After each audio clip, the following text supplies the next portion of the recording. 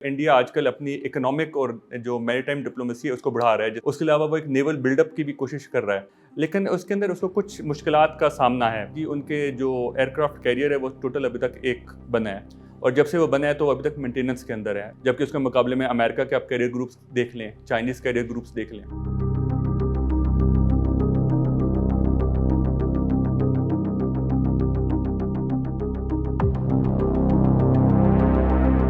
Geopolitics और maritime जो है उनका हमेशा से एक साथ रहा है। एक वक्त था कि ज़मीनी रास्ते जैसे कि सिल्क रोड वगैरह उस पर जो है पूरी दुनिया के तारोमदार घूमता था, लेकिन जब एज ऑफ कॉलोनियलिज्म शुरू हुई, खसूसी तौर पर ब्रिटिश एम्पायर का जो राइज़ है, जो एक जजीरे से उठे, तो मैरीटाइम का एक बहुत बड़ा किरदार सामने आया। तो जियोपॉलिटिक्स जो है वो बेशक कोल्ड वॉर और फिर आगे आजकल की दुनिया में चले जाएँ तो जियोपॉलिटिक्स इवॉल्व होती रही है, लेकिन मैरीटाइम का एक जो किरदार है वो हमेशा साथ रहा है। जैसे कि अभी हम देख सकते हैं कि चाइना जो है BRI बना रही है, तो उसमें एक मैरीटाइम सिल्क रोड का एक बहुत बड़ा जो है एक अंसर शामिल है। उसके अलावा जो आप देख लें तो अमेरिकन जो हैं उन्होंने जियोपॉलिटिक्स के लिए अपने मुख्तलिफ कैरियर ग्रुप्स जो है ज़्यादा उनकी नेवल जो फोर्स है वो ज़्यादा बेस की है बजाय के लैंड फोर्सेस को।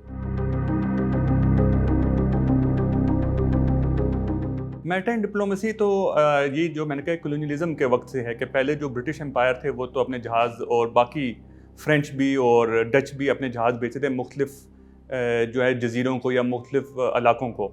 जो उनका ये काम था कि बेसिकली इन्होंने जो टर्क्स ऑटोमन एम्पायर था उसके एक तसल्लुत था ये सिल्क रोड के ऊपर, उससे बचने के लिए वो नए ट्रेड रूट्स सर्च करते थे। इसके लिए उन्होंने एक डिप्लोमेसी के लिए तौर पर अपने जहाज़ भेजना शुरू किए। उनका अगर आप देखें यूरोप ने शुरू में ये अपने जंग के ज़रिए अपने आप को फैलाने की कोशिश नहीं की, उन्होंने अपने जहाज़ों के ज़रिए अपना असर और रसूख को ज़्यादा फैलाने की कोशिश की है। इसका आप एक अंदाज़ा कर लेंगे, जो क्रिस्टोफर कोलंबस था वो बैरी बेड़ा लेकर आया तो उसने कोई उधर बैठकर कॉलोनियलाइजेशन नहीं शुरू की, उसने उल्टा जो है उधर के जो नेटिव्स थे या लोकल थे उनके साथ ताल्लुकात बनाने की कोशिश की। आजकल एक टर्म बहुत इस्तेमाल होता है गन बोट डिप्लोमेसी। इसके अंदर आप कह लें एक ज़्यादा मिलिटराइज्ड या मिलिटेंट एस्पेक्ट है। जो गन बोट डिप्लोमेसी अगर आप देखें तो मैरीटाइम डिप्लोमेसी का सबसे मशहूर तरीन एस्पेक्ट वही है। इसकी सबसे बड़ी मिसाल ये है कि जब अमेरिका ने 1800s के अंदर गालबन जापान की तरफ अपना बहरी बेड़ा भेजा था और उन्होंने सराउंड कर लिया जापान को, और उन्होंने फिर उसके बदले जापान से ये राइट्स मांगे थे कि हमें आप ट्रेडिंग राइट्स देके हम आपके साथ तजारत कर सके। तो उधर से आप कहने एक किस्म की गन बोट डिप्लोमेसी को एक ज़्यादा अरूज मिला है। इसकी आप जो सिग्निफिकेंस या जो अहमियत है आप इस बात से अंदाज़ा लगा लें कि ये दुनिया की तीसरा सबसे बड़ा समंदर या ओशन है। उसके अलावा इसमें 3 बराज़म पाए जाते हैं, अफ्रीका, एशिया और ऑस्ट्रेलेशिया। इसके अलावा आप देख लें कि जो मेजर चोक पॉइंट्स है जो ट्रेड को अफेक्ट करती हैं, स्ट्रेट्स ऑफ मलाक्का हो गया, सुएज़ कैनाल होगी, बाब अल मंदब हो गया या स्ट्रेट ऑफ हॉर्मुज़ हो गया, ये भी सारे इंडियन ओशन रीजन के अंदर है। इंडियन ओशन जो था बेसिकली ये वर्ड या ये जो लफ्ज़ है ये अंग्रेज़ों ने तख्लीक किया था जब उनकी बरी ज़गीर में इनका तसल्लुत कायम हो गया, ताकि वो अपनी जो अजारादारी थी वो कायम कर सके। क्योंकि पहले कोई इसको ओरिएंटल ओशन कहता, कोई इसको इथोपियन ओशन कहता था। जो इंडियन ओशन है वो हमेशा से बड़ी ताकतों और साम्राज्यी क़ुव्वतों की अमाजगाह रहा है। आजकल के दौर के अंदर भी इसकी अहमियत में कोई कमी वाक़ई नहीं हुई। एक तरफ कहने मगरिब और रशिया चाइना एक तरफ, तो उन दोनों का एक कंपटीशन चल रहा है ज़रूर इंडियन ओशन रीजन के अंदर। इस बात का अंदाज़ा इस एक नई टर्मिनोलॉजी या एक जो नया अल्फाज तख्लीक किया गया है अमेरिकन की तरफ से, इंडो पैसिफिक से लगा सकते हैं। बेसिकली पैसिफिक ओशन दुनिया का सबसे बड़ा ओशन है जो कि अमेरिका के साहिलों से टकराता है, लेकिन अमेरिकन ने इंडो पैसिफिक का नाम देकर बेसिकली पैसिफिक ओशन और इंडियन ओशन दोनों को एक जितना बराबर अपने लिए अहमियत का हामिल बना दिया। इधर आप देखें तो अमेरिकन अस्करी इतिहाद जैसे कि क्वाड हो गया या ओकस हो गया, उनके ज़रिए चाइना को मात देने की कोशिश कर रहा है, जबकि चाइना ने अपना जो मैरीटाइम सिल्क रोड है उसको इधर इंट्रोड्यूस करके अपने जो उनके एजेंडे है उसको फॉलो कर रहे हैं। मतलब जो से अगर आप देखें जो सिल्क जो सुएज़ कैनाल, बाब अल मंदब और स्ट्रेट ऑफ हॉर्मुज़ है, उनका जो ज़्यादा सिग्निफिकेंस है वो मिडिल ईस्ट की वजह से है। जो मिडिल ईस्ट है वो दुनिया का एक ऑयल हब है। अगर इधर कोई भी डिसरप्शन होती है, जैसे कि सुएज़ कैनाल में 2021 के अंदर एक दफ़ा एक जहाज़ जो था इवेंट ग्रांड वो फंस गया था, अगर कोई ऐसी होती है तो पूरी ग्लोबल इकॉनमी पर उसके असरात पड़ते हैं, जिसकी वजह से ये जगह बहुत हसास नोयत की है। इधर भी आप देख लें तो अमेरिकन के मतलब चाइना एक्सपैंड कर रहा है, जिसकी जो सबसे बड़ी जो आप कह लें एक डेवलपमेंट हुई थी कि सऊदी और ईरान रिकन्सिलिएशन करवाई चाइनीज़ ने, जो कि बेसिकली अमेरिकन के लिए एक जो थी एक किस्म की सेटबैक था। اب امریکنز جو ہیں اس کے بدلے ایران کے خلاف ایک ایجنڈا پرسیو کرنا چاہ رہے ہیں. پہلے تو ان کا یہ تھا کہ وہ عرب اور اسرائیل کو ملا کر ایران کے خلاف کھڑا کر سکے، لیکن جب سے ریکنسیلیشن ہوئی ہے تو ان کو پھر خود ہی میدان میں آنا پڑا ہے، جس کا اب ہم دیکھ سکتے ہیں کہ وہ اسٹریٹ آف ہارموز کی طرف آئل ٹینکرز کے تحفظ کا کہہ کر اپنی ایک فوجی قوت یا عسکری قوت بڑھا رہے ہیں. یہ ایک تو آئل کی وجہ سے بہت مشہور ہے، دوسرا بیسکلی ایک گیٹ وے ہے یہ ٹو افریقہ کا، جدھر چائنا کی جو انفلوئنس ہے بہت بڑھ رہی ہے. چائنا کا جو اگر ہم بیلٹ اینڈ روڈ انیشیٹو دیکھیں تو اس کا زیادہ زور سی پیک کے بعد افریقہ کے اندر چل رہا ہے. تو اس کی وجہ سے امریکنز نے بھی اپنے ادھر کافی نیول انسٹالیشنز وغیرہ تو بنائی ہوئی ہیں، جیسا ڈیگو گارسیا. اگر ہم دیکھیں تو ہم ادھر کے دو پلیئرز کو دو حصوں میں ڈیوائڈ کر سکتے ہیں. ایک تو ایکسٹرنل ایکٹرز ہو گئے، جس میں یو ایس، چائنا، رشیا آ گئے، جو کہ بڑی طاقتیں ہیں.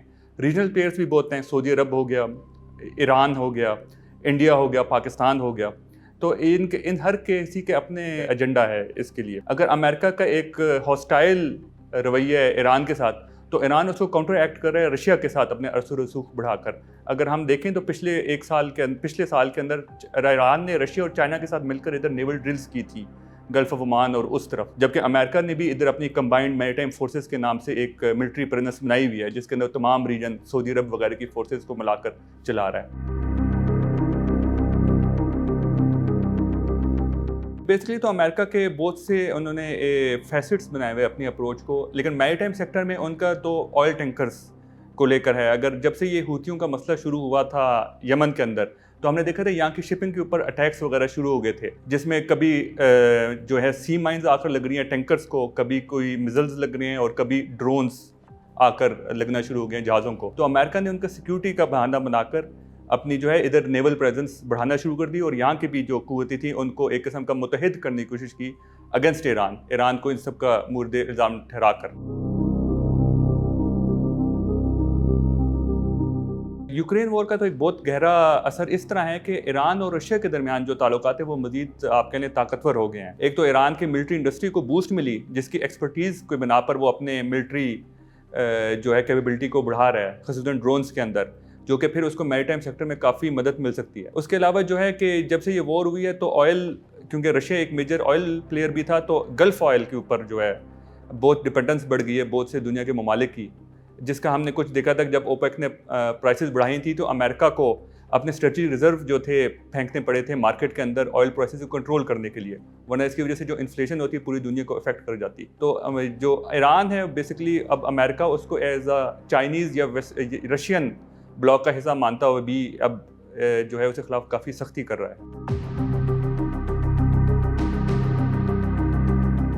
یہ گریٹ پاور کمپٹیشن کی وجہ سے اس کو ایک سگنیفیکنس مل رہی ہے. جو امریکن ایک پالیسی ہے کہ وہ اپنے پراکسیز استعمال کرتا ہے اپنے ریجنز کے اندر اپنے مقاصد کے حصول کے لیے، تو وہ بیسکلی انڈیا کو اس طرح اٹھا رہا ہے. اس کے علاوہ انڈیا خود اس کے اپنے کچھ مقاصد ہیں، وہ اپنے آپ کو ادھر کا ہیجیمون سمجھتا ہے پورے خطے کا. یہ 1947 سے ہے کہ وہ یمن وغیرہ تک چولا امپائر کے ذریعے جو تامل بیس تھا ان کے ذریعے یمن تک جو تھے اپنی ایک اثر و رسوخ مانتے کہ یہ ہمارے کلچرل سفیر پہ انفلوئنسر ہے. اس کے لیے جو ہے انڈیا آج کل اپنی اکنامک اور جو میری ٹائم ڈپلومیسی ہے اس کو بڑھا رہا ہے، جس میں ایک پروجیکٹ ساگر انہوں نے شروع کیا ہوا ہے اپنی میری ٹائم کیپیسٹی کو بوسٹ کرنے کے لیے.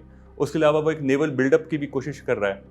اور ان کے علاوہ یہ کہ آپ دیکھیں تو مڈل ایسٹ کے اندر کافی اس کا ایک ہم نے اثر و رسوخ بڑھانے کی کوشش کر رہا ہے، لیکن اس کے اندر اس کو کچھ مشکلات کا سامنا ہے. ایک تو یہ کہ جو اس کے مقاصد ہیں اس کے پاس اتنی کیپیسٹی نہیں ہے کہ وہ اپنے مقاصد کا حصول کر سکے، جس میں آپ سب سے بڑا یہ ہے دیکھ لیں کہ جی ان کے جو ایئر کرافٹ کیریئر ہے وہ ٹوٹل ابھی تک ایک بنا ہے، اور جب سے وہ بنا ہے تو وہ ابھی تک مینٹیننس کے اندر ہے، اس سے مطلب مینٹیننس سے باہر نہیں آ سکا. جبکہ اس کے مقابلے میں امریکہ کے آپ کیریئر گروپس دیکھ لیں، چائنیز کیریئر گروپس دیکھ لیں.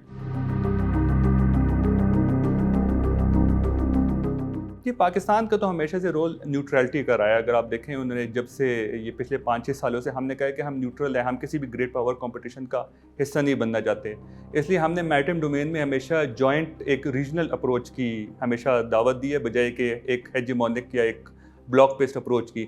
اس کی سب سے بڑا مثال ہماری امن ایکسرسائزز ہیں جو کہ ہوتی ہیں ہر 2 سال بعد. اس کے اندر جو ہے آپ دیکھیں ہم نے ہمیشہ بڑی بڑی طاقتوں کو ایک ساتھ ملایا ہے.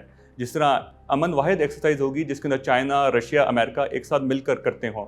عام طور پر اگر آپ ایکسرسائزز دیکھیں تو اس کے اندر یہی ہوتا ہے کہ ایک بلاک والے بیٹھے ہوتے ہیں جبکہ دوسرے بلاک والے باہر ہوتے ہیں. جس ہم آج کل साउथ चाइना सी की तरफ देख सकते हैं। लेकिन पाकिस्तान ने हमेशा ऐसी अप्रोचेस जिसकी वजह से पूरे रीजन को एक साथ लेकर चलने की कोशिश की है। Thank you for watching the full video. आप में से बहुत से ऐसे लोग हैं जिन्होंने शायद हमारा यूट्यूब चैनल सब्सक्राइब नहीं किया। So if you want to support independent journalism and watch more meaningful content, please subscribe to our YouTube channel.